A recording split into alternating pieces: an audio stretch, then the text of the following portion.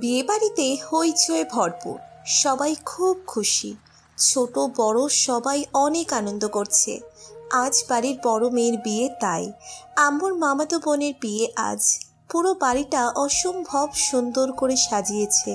সবাই কাজে ব্যস্ত অনেক।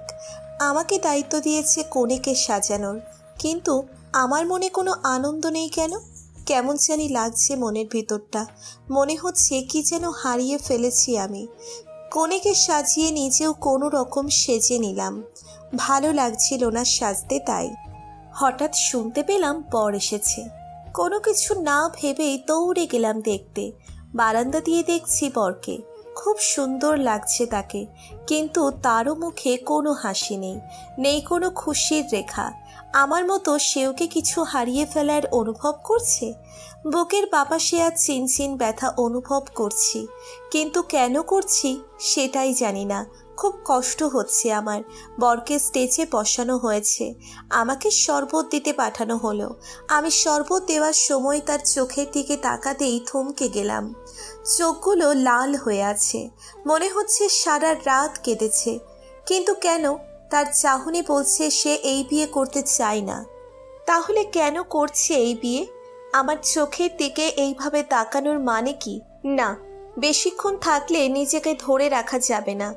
চলে এলাম সেখান থেকে, কিন্তু বারবার তার চোখগুলো ভেসে উঠছে আমার সামনে। আর চোখে তাকিয়ে দেখছি সে আমাকেই দেখছে। তবে কি আমার মতো সেও কিছু অনুভব করছে? আজ থেকে 2 মাস আগে আম্মুকে ফোন করে আম্মুর মামি বলে তামান্নার জন্য বিয়ের প্রস্তাব এসেছে। আমাদের সবাইকে যেতে বলেছে তাদের বাড়ি। পাত্রপক্ষ কালই দেখতে আসবে, তাই আম্মুও রাজি হয়ে গেল। পরের দিন সবাই রেডি হয়ে গেলাম। সবার সাথে কথা বলে রান্নাঘরে গেলাম। আম্মুর মামি মানে ঝর্ণা, ওনার হাতে হাত লাগিয়ে যতটুকু পেরেছি সাহায্য করেছি। দুপুর 1টায় দরজায় বেল বাজার শব্দ শুনতে পাই, হয়তো পাত্রপক্ষ এসেছে। ঝর্ণা আপু আমাকে পাঠালো দরজা খুলতে। দরজা খুলতেই দেখি 2 জন ছেলে এবং 3 জন ভদ্রমহিলা আর 3 জন ভদ্রলোক। আমি তাদের সালাম দিতেই 2 জন ছেলের মাঝে একজন বলে ওঠে, মাশাআল্লাহ, ভাবি তো দেখছি একদম পরীর মতো। কথাটা শুনে কেমন জানি করে উঠল বুকে। এটা ভাবি না, হয়তো তাদের রিলেটিভ হবে পাগল। আসুন ভিতরে আসুন আপনারা। ওনাদের বসতে বলে আমি ঝর্ণা আপুকে ডেকে দিই। সবাই কথা বলছিল আর আমি আড়াল থেকে শুনছিলাম ওদের কথা। শুনে বুঝলাম যেই ছেলে ভাবি বলে ডেকেছে সে পাত্রের ছোট ভাই অর্ণব ইসলাম। সাথে যে ছিল সেই হচ্ছে পাত্র স্নিগ্ধ ইসলাম। আমি আড়াল থেকে একবার চোখ বুলিয়ে দেখলাম পাত্রকে। লম্বা হবে 5 ফুট 10, ফর্সা, সিল্কি চুল, দেখতে অসম্ভব সুন্দর। চেহারায় এক মায়া লেগেই আছে, চোখ সরানো দায় তার উপর থেকে। কিন্তু এ কি, পাত্রের মুখে কোনো হাসি নেই, হয়তো লজ্জা পাচ্ছে। ঝর্ণা আপুর ডাকে হুঁশ ফেরে, তামান্নাকে আনতে বলে। আমিও 7-5 না ভেবে তামান্নাকে নিয়ে গেলাম পাত্রপক্ষের সামনে। কিন্তু কি অদ্ভুত ব্যাপার, দেখতে এলো তামান্নাকে, কিন্তু বুক ধুকপুক করছে আমার। পাত্রের সামনে আসতেই কেমন জানি লাগছে, ঠিক করে আমি তাকাতেও পারছি না। তামান্নাকে বসিয়ে চলে যাচ্ছিলাম, তখনই পাত্রের ছোট ভাই আমাকে বলে, আপনি কোথায় যাচ্ছেন? এইখানে বসুন। আমিও কিছু না বলেই তামান্নার পাশে বসে পড়লাম। তামান্নাকে পাত্রের মা বাবা কিছু প্রশ্ন করছে, কিন্তু তামান্না তো মনে হয় এইসব এর উত্তর জানে না। তামান্না উত্তর দিতে পারছিল না ঠিকভাবে। তারা ধরে নেয় একটু নার্ভাস, তাই এমন হচ্ছে। সবাই কথা বলছে, আমি চুপ করে শুনে যাচ্ছি। পাত্রের ভাই অনেক মজার, আমাকে অনেক মজার মজার কথা বলে, বেশ মিশুক ভাই। আমি খেয়াল করলাম এতক্ষণ পাত্রের মুখে হাসির রেখা ছিল না, কিন্তু এখন দেখছি হাসির রেখা দেখা যাচ্ছে। তবে তামান্নাকে দেখে না, আমাকে দেখে। আমি খেয়াল করলাম আমার দিকেই তাকিয়ে আছে। আমার খুব লজ্জা লাগছিল, তবুও চুপ করেই ছিলাম। বিয়ে ঠিক হলো, দিন তারিখ সব ফিক্সড করে ফেলে।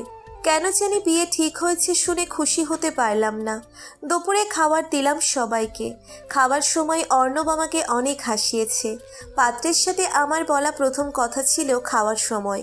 পানি দিতে গিয়েছিলাম, কিন্তু উনি পানির গ্লাসের সাথে আমার হাতও ধরেছেন। কিছুটা কেঁপে উঠেছিলাম আমি, হাত পা ঠান্ডা হয়ে গিয়েছিল। বিকেলে যাওয়ার সময় উনি আমাকে বলে গিয়েছিল, সত্যি আপনি অনেক সুন্দর।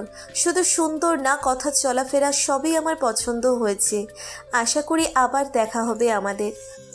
পাত্রের কথা শুনে আমি থমকে গেলাম। বিয়ে হবে তামান্নার সাথে, তাহলে আমাকে কেন এইসব বলে গেলেন? আচ্ছা, আমার কেন এত ভালো লাগলো ওনার কথা শুনে? বাড়ি ফিরেও তার কথা মাথায় ঘুরপাক খাচ্ছিল। এইভাবেই কেটে গেল প্রায় অনেকগুলো দিন। একদিন কলেজ শেষে বাড়ি ফেরার জন্যে রাস্তায় আসতেই কেউ আমার হাত ধরে। পেছনে ফিরতেই ভ্যাবাচ্যাকা খেয়ে গেলাম। এই তো স্নিগ্ধ ইসলাম, তামান্নার হবু স্বামী। উনি আমার হাত ছেড়ে সরি বলে আমার সামনে দাঁড়ায়।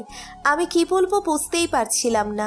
উনি বলেন, এই দিক দিয়ে যাচ্ছিল, হঠাৎ মনে হলো আমি এই কলেজেই পড়ি, তাই দেখা করেই যাবে। আমিও ভদ্রতা বজায় রেখে হালকা কথা বললাম। উনি আমাকে কফির জন্য অফার করে, আমিও হ্যাঁ বলে দিই। একটা কফি শপে গেলাম, দুজনেই চুপ করে বসে আছি। উনিই প্রথমে মুখ খোলে। আপনি কিন্তু সেই দিন খুব সুন্দর করে কান্না করেছিলেন। আপনি কিভাবে জানলেন? আপনার ঝর্ণা আপু বলেছিলেন। ও, ধন্যবাদ। আপনি মনে হয় আনকমফোর্টেবল ফিল করছেন। আসলে তা না, কখনো কোনো ছেলের সাথে এইভাবে আসেনি তো, তাই মাথা নিচু করেছিলাম। আমি বুঝতে পারছি। যাই হোক, আজকে কিন্তু আপনাকে খুব সুন্দর লাগছে। ধন্যবাদ। ওনার কথাই খুব লজ্জা লাগছিল। এইভাবে অল্প কথা বলে বিদায় নিয়ে চলে আসি আমি। মানুষটা খুব ভালো, মনের দিক দিয়ে যথেষ্ট ভালো। কথা বলে খুব ভালো লেগেছে। এইভাবে মাঝে মাঝে ওনার সাথে দেখা হয়ে যেত। দেখতে দেখতে বিয়ের দিন ঘনিয়ে আসে। কলেজ থেকে ফেরার পথে গাড়ি নিয়ে পথ আটকায়। আমি প্রথমে ভয় পেলেও ওনাকে দেখে স্বাভাবিক হলাম। আমাকে নিয়ে একটা পার্কে যাই উনি। চুপ করেই বসেছিলাম দুজন। উনিই বলে, কয়দিন পর বিয়ে। কথা শুনে মনে হলো কেউ আমার বুকে হাতুড়ি পেটাচ্ছে। উনি আবারও বলে, আপনি খুশি তো? কেন জানি মনে হলো উনি কিছু বোঝাতে চাইছে, কিন্তু কি? আমি মাথা নাড়িয়ে সম্মতি দিলাম। উনি বলেন, একটুও কষ্ট হচ্ছে না? কথা শুনে ওনার দিকে তাকালাম, দেখলাম চোখ দুটো লাল হয়ে আসছে, মনে হয় কেঁদে ফেলবে। কিন্তু কেন? আচ্ছা, আমার কেন কষ্ট হচ্ছে? বেশি কিছু না বলেই চলে যাই দুজনে। তারপর আর দেখা হয়নি আমাদের। আজ বিয়েতেই দেখা আবার কেন? আমার কেন জানি খুব কান্না আসছে। আচ্ছা, আমি ওনাকে ভালোবেসে ফেলেছি। আমি ওনাকে ভালোবাসি খুব বেশি, কিন্তু এখন কি করব? আজ তো ওনার বিয়ে। তবে কি আমার ভালোবাসা না বলাই থেকে যাবে? কনেকে নিয়ে আসার জন্য বলেছে, কিন্তু অনেক সময় হলো এখনো এলো না। শুনতে পেলাম কনে নাকি পালিয়েছে। কিছুটা না, অনেকটাই অবাক হলাম। তামান্না পালিয়েছে এমন স্বামী রেখে? তামান্নার তো বিয়েই হচ্ছিল না। তামান্না দেখতে মোটামুটি আছে, কিন্তু ওর কথা চলাফেরা দেখে কেউ রাজি হয় না। অনেক কষ্টে এই বিয়ে ঠিক হয়, আর তামান্না পালিয়েছে। কেন জানি আবার খুব খুশিও লাগছে। সবাই চিন্তায় পড়ে গেছে এখন কি হবে। অন্যদিকে স্নিগ্ধের কানে চলে গেছে তামান্না পালিয়ে গেছে। শুনেই বিশ্বজয়ী একটা হাসি দিল। ওদের পরিবার চিন্তায় আছে, এখন যদি ছেলের বিয়ে না হয় কাউকে মুখ দেখাতে পারবে না। ভাবছে এইখান থেকেই কোনো মেয়েকে বউ করে নেবে। কিন্তু তামান্নার ছোট বোন এখনো ছোট, আর তামান্নার চাচাতো বোনকে ওদের পছন্দ না। হঠাৎ করে অর্ণব বলে ওঠে, পাত্রী তো সবার সামনেই আছে। কথাটা শুনে বুকের ভিতর কেমন করে উঠল। পাত্রী পেল কই এখানে? সবাই অর্ণবের দিকে তাকিয়ে আছে। অর্ণব আমার দিকে ইশারা করে বলে, ওই যে ভাবি। সবাই আমার দিকে তাকিয়ে আছে। আমি তো লজ্জা ভয় দুটোই পাচ্ছি। অর্ণব একদম ঠিক বলেছে। আমি আগেই বলেছিলাম স্নিগ্ধার কথা। ওদের নামের যেমন মিল, ওদের মাঝেও মিল। স্নিগ্ধের মা কাছে এসে বলে, উনি আমার কাছে এসে হাত জোর করে অনুরোধ করলো আমি যেন ছেলের বউ হয়ে যাই। আম্মু আপু রাজি, আমিও অমত করলাম না। আমাকে সাজাতে নিয়ে গেল স্নিগ্ধের কাজিনরা। সাজানো হয়েছে আমাকে, এক অন্যরকম ভালো লাগা কাজ করছে আমার মাঝে। ভাবতেই পারছি না আমার বিয়ে ওনার সাথে। খুব লজ্জাও লাগছে। আবার আয়নার সামনে বসে আছি। স্নিগ্ধের মা আমার কাছে এসে আমার হাত ধরে খাটে বসালেন। আমাকে ওনার হাত থেকে বালা বের করে পরিয়ে দিলেন। আমি সালাম করলাম পায়ে ধরে। উনি আমার বুকে জড়িয়ে কপালে চুমু খেলেন। অন্যদিকে উনি যখন শুনলেন আমার সাথে বিয়ে, খুশিতে লাফালাফি শুরু করে দিয়েছে। সবাই অবাক হয়ে গেছে তাদের দেখে। এতক্ষণ অসহায় হয়ে বসেছিলেন আর এখন খুশির শেষ নেই। আমাকে লম্বা ঘোমটার আড়াল করা হয়েছে, ঠিকভাবে কিছু দেখতেও পারছি না। স্নিগ্ধের কাজিনটা আমাকে ধরে নিয়ে যাচ্ছে। আমাকে বসানো হলো আমার ওনার পাশে। বুকের ভিতর ধুকপুক করছে। ভাবতেই অবাক লাগছে আজ আমি ওনার হয়ে যাব। একটু আগে যাকে হারানোর ভয় পাচ্ছিলাম, এখন তার পাশে বসে আছি। উফ, এই অনুভূতি সত্যিই অন্যরকম। এত লোকের মাঝে আমার উনি কানে কানে বলছে, এখন তো মুখটা দেখতে পাচ্ছি না, কিন্তু আমি নিশ্চিত আমার কল্পনার থেকেও বেশি সুন্দর লাগছে তোমাকে। কথাটা শুনে এত লজ্জা লাগছিল কি বলবো। কিছুক্ষণের মধ্যে আমাদের বিয়ে সম্পূর্ণ হয়। সবাই ছবি তুলছে আমাদের। এখনও আমার উনি আমার দিকে ভালো করে তাকাতে পারেনি, তবে একবার চেষ্টা করেছিল কিন্তু ব্যর্থ হয়। বন্ধুরা বলে ওঠে, বাসরটাতে মন ভরে দেখিস, এখন আমাদের দেখতে দে। খুব লজ্জা লাগছে আমার। অর্ণব বাবার পাশে এসে বসে, তারপর মজা করতে লাগে। আমার সাথে এক এক পোজ দিয়ে ছবি তুলছে ও। হঠাৎ বলে ওঠে আমাকে, দেখলে তো, আমারটাই ঠিক ছিল। কি ঠিক ছিল? আমি বলেছিলাম না প্রথম দেখায় তুমি আমার ভাবে। তুমি এত কনফিডেন্ট হয়ে বলেছিলে যে আল্লাহ সেটাই সত্যি করে দিল। আর সাথে কারো প্রার্থনা। আমি না তাকিয়েই বুঝলাম আমার দিকেই তাকিয়ে বলেছে। আমি আর কিছু বললাম না। খাওয়া দাওয়া শেষে বিদায় পালা চলে এলো। আম্মু আব্বুকে ধরে খুব কান্না করছি। প্রিয় মানুষগুলোকে ছেড়ে চলে যেতে হচ্ছে আমার। খুব কষ্ট লাগছে। আম্মু তো প্রায় অজ্ঞান কেঁদে কেঁদে। আব্বু ওনার হাত ধরে বলে, বাবা, আমার মেয়ে তোমার হাতে তুলে দিলাম, কখনো অযত্ন করো না স্নিগ্ধার। খুব আদরের মেয়ে আমার বাবা। আজ এইভাবে বিয়ে হবে ভাবতেই পারিনি, তাই কিছু দিতেও পারিনি তোমাদের। ইনশাল্লাহ বৌভাতে সব হবে। উনি তখন বলে, চিন্তা করবেন না আপনি, স্নিগ্ধাকে আমি আগলে রাখবো, আপনারা শুধু দোয়া করবেন। আব্বু আমাদের দোয়া করে গাড়িতে তুলে দেয়। আমি চুপ করে বসে আছি। আমার ডান পাশেই আমার উনি, সামনে অর্ণব আর ড্রাইভার। অনেকটা পথ যেতে হবে। আমাদের বাসা থেকে ওনাদের বাসা কাছে, কিন্তু ওদের থেকে দূরে। এখনো কান্না পাচ্ছে খুব, কিন্তু কাঁদতে পারছি না। আরে আমাকে কেউ ধরে রাখিনি। আসলে বেশি কাঁদলে মানুষ কি বলবে? মেকআপ নষ্ট হয়ে গেলে বলবে বউ সুন্দর না, তাই চুপ করে আছি। কখন সে চোখ লেগে এসেছে বলতেই পারবো না। চোখ খুলে অর্ণবের ডাকে। আরে ভাববেন না আমার উনি কথা বলতে ভুলে গেছে। আসলে নতুন জামাই তো, তাই একটু ভাব নিতাছে, এই জন্য আমার দেবরই ডাকছে। গাড়ি থেকে নেমে পুরো থ হয়ে গেলাম। আল্লাহ, আমি কই আসলাম? এত বড় বাড়ি, কি সুন্দর করে সাজানো হয়েছে। দুপাশে বাগান, মাঝখানে বাড়ি ঢোকার রাস্তা, অনেকগুলো লাইট জ্বলছে। বাড়ি যাওয়ার রাস্তা ফুলে ভরিয়ে দিয়েছে। বাহ, কি সুন্দর লাগছে। আমাকে বরণ করা হলো। বাড়ি আসতে আসতে অনেক রাত হয়ে যায়, তাই সব তাড়াতাড়ি শেষ করে। আমি বসে আছি ফুলের পাপড়ির মাঝে। আমাকে আমার কতগুলো ভাবি আর ননদ আমার ওনার রুমে রেখে যায়। পুরো রুমে মোমবাতি আর গোলাপ ফুলের পাপড়ি দিয়ে সাজানো। বেডে রজনীগন্ধা আর গোলাপ দিয়ে সাজিয়েছে। দরজা খোলার শব্দ শুনে গুটিসুটি মেরে চুপ করে বসলাম। বুকের ভিতর কেমন জানি করছে, এক অন্য অনুভূতি হচ্ছে, এক ভালো লাগা কাজ করছে। উনি ধীর পায়ে এগিয়ে আসছে আর আমার হার্টবিট বেড়েই যাচ্ছে। উনি বিছানায় এসে বসেন। আমি চুপ করে বসে আছি। আমার উনি এইবার বলতে শুরু করেন, অবশেষে আল্লাহ আমার কথা শুনেছি যদি কেউ মন থেকে কিছু চাই তাহলে আল্লাহ নাকি তা দেয়। আমার তো এখনও বিশ্বাস করতে পারছি না তুমি এখন আমার। এই শোনো, তুমি করে বলেছি, কিছু মনে করো না। এখন তো আমার অধিকার আছে, তাই না? জি। লজ্জায় কিছুই বলতে পারছি না। আরে আমি তো ভুলেই গেছি আমার বউয়ের মুখটা দেখতে।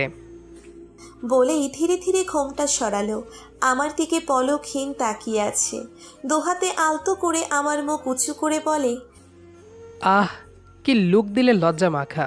প্রথম যেদিন দেখেছিলাম সেদিন তোমার ওই কিলার আই বুকের ভেতর ভালোবাসার গুলি মেরেছিল। তারপর থেকে শুধু তোমাকেই ভালোবেসে গেছি। শুধু তোমার কথাই মনে পড়তো। অর্ণব বুঝে গিয়েছিল, তাই তো যেন অন্য কাউকে বউ না বানাই, তাই অর্ণবকে পাঠিয়েছিলাম তোমার কথা বলতে। আচ্ছা, তুমি তো কিছুই বলছো না। কি বলবো বুঝতে পারছি না। আসলে কি থেকে কি হয়ে গেল। তামান্না পালিয়ে যাবে ভাবতেই পারিনি। সবাই চিন্তায় পড়ে গিয়েছিল। আরে তামান্না পালাইনি তো। আমি অবাক হয়ে তাকাই। মানে? তাহলে শোনো। তারপর উনি যা বলল শুনে তো থ হয়ে গেলাম। এইসব কি বলছে উনি? বিশ্বাস করতে পারছি না আমি। উনি বলল তামান্নাকে অর্ণব অজ্ঞান করে ছাদে বেঁধে রেখেছে। উনি তামান্নাকে বিয়ে করবে সেটা অর্ণব জানতো। তামান্না না থাকলে পরিবারের সম্মানের কথা ভেবে আজই ওনাকে বিয়ে করাতে হতো। তাই পাত্রী খুঁজলে আমার নাম বলে। আমার তো অজ্ঞান হওয়ার অবস্থা। উনি তাহলে সব প্ল্যান করে করেছে? আমি অবাক দৃষ্টিতে তাকিয়ে আছি ওনার দিকে। উনি আমার কোলে মাথা রেখে বলে, এত অবাক হওয়ার কিছু নেই। আমি তোমাকে ভালোবাসি তাই এসব করেছি। বিয়ে তো তোমাকেই করতাম। বুঝছি। আরে এত লজ্জা কই রাখো? তোমার এই লজ্জাবতী মুখ দেখেই তো আমি ফিদা। আপনি না সত্যিই পাগল। যাই হই না কেন, এখন তো তোমারই নাকি? কোল থেকে মাথা তুলে এক টানে আমাকে ওনার বুকে নিয়ে শুয়ে যায়। আমি চমকে ওনার দিকে তাকালে উনি চোখ মারে। আমি লজ্জায় ওনার বুকে মুখ লুকাই। ধীরে ধীরে উনি আমার কপালে, গালে, ঘাড়ে চুমু খেতে লাগে। আমি চোখ বন্ধ করে তার জামা খামছে ধরি। তার ছোঁয়াতে কেঁপে উঠছি বারবার। এক ভালো লাগা কাজ করছে, সাথে ভয়ও করছে।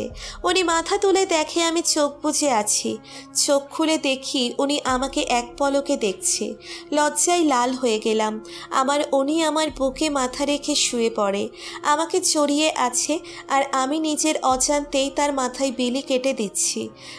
উনি হঠাৎ বলতে লাগলো, ভয় পেও না, আমি কিছু করব না। তুমি নিজে থেকে না চাইলে কখনো জোর করব না। অনেক রাত হয়ে গেছে, ঘুমিয়ে পড়ো। জি।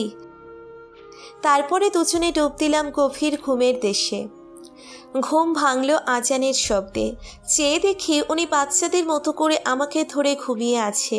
আমি আলতো করে কপালে চুমু দিলাম। ফ্রেশ হয়ে নামাজ পড়ে বারান্দায় গেলাম। ঠান্ডা বাতাস দেহে বয়ে যাচ্ছে। পেছন থেকে কারো স্পর্শ পেলাম। উনি আমাকে জড়িয়ে ধরেছেন। এত রোম্যান্টিক উনি। গল্পটি কেমন লেগেছে সেটি অবশ্যই কমেন্ট করে জানাবেন। দেখা হবে আবারও নতুন কোনো গল্প নিয়ে। সেই পর্যন্ত আমাদের সাথেই থাকবেন। ধন্যবাদ সবাইকে।